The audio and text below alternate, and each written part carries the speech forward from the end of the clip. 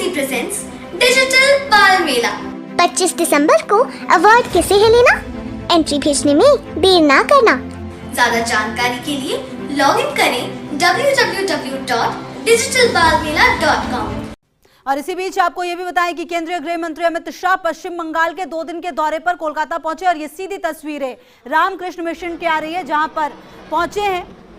और क्योंकि बहुत महत्वपूर्ण है मिशन बंगाल पर लगातार गृह मंत्री अमित शाह, और ये दौरा बहुत महत्वपूर्ण माना जा रहा है क्योंकि कई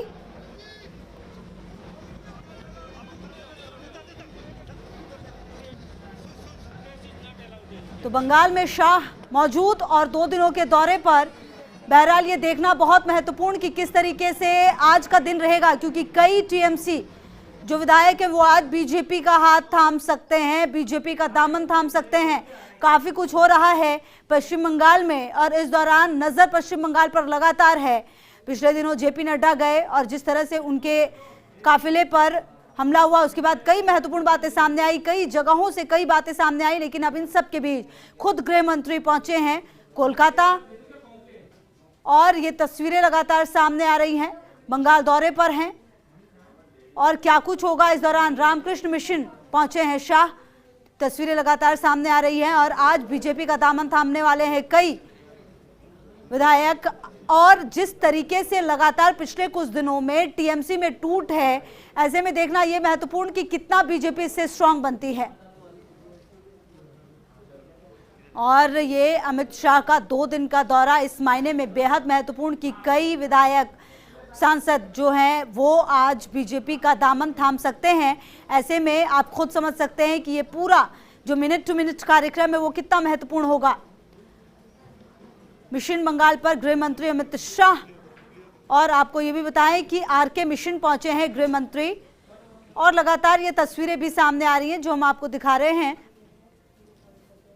कल्चरल सेंटर पहुंचे हैं और यहाँ पर तमाम चीज़ों को देखते हुए 2 दिन के बंगाल दौरे पर अमित शाह आरके मिशन पहुंचे हैं गृह मंत्री अमित शाह। लगातार ये तस्वीरें सामने आ रही हैं जो हम आपको दिखा रहे हैं। मंदिर में आज पूजा पाठ भी होनी है, लगभग 1:30 बजे का वक्त होगा जब मंदिर भी पहुंचेंगे, लेकिन फिलहाल आरके मिशन पहुंचे हैं गृह मंत्री अमित शाह और यहां पर तमाम चीजों को देखते हुए और कहीं ना कहीं जिस तरीके से बंगाल में ममता बनर्जी की मुश्किल बढ़ रही है, ऐसे में देखना यह कि बीजेपी इस मौके पर कितना भारी पड़ती है। विवेकानंद के पैतृक घर पहुंचे हैं अमित शाह। लगातार तस्वीरें भी सामने आ रही हैं 2 दिन के पश्चिम बंगाल के दौरे पर आरके मिशन पहुंचे हैं, मिशन बंगाल पर हैं। और लगातार पिछले कुछ दिनों से आप देखिए जिस तरीके से बंगाल में बड़े बड़े नेताओं का जाना आना है, ऐसे में आप ये समझ सकते हो क्योंकि लगातार बीजेपी की तरफ से ये भी दावा किया जा रहा है कि इस बार पश्चिम बंगाल में वो सरकार बनाएंगे और 200 से ज्यादा विधायक के साथ जीत कर आएंगे। तो कहीं ना कहीं इस दावे में कितना दम है ये तो चुनाव के परिणाम के बाद पता चलेगा, लेकिन उससे पहले की तैयारी भी कहीं से कम नहीं दिख रही। खुद अमित शाह ने कमान अपने हाथों में ली है, तो आप समझ सकते हैं कि कितना महत्वपूर्ण ये चुनाव। रामकृष्ण मिशन पहुंचे हैं और बीजेपी का ये मिशन है ही 200 प्लस का। ऐसे में खुद गृह मंत्री ने लगातार कमान अपने हाथों में ली है, 2 दिन के दौरे पर हैं और ये लड़ाई कितनी जीत हासिल होगी इसमें वक्त है।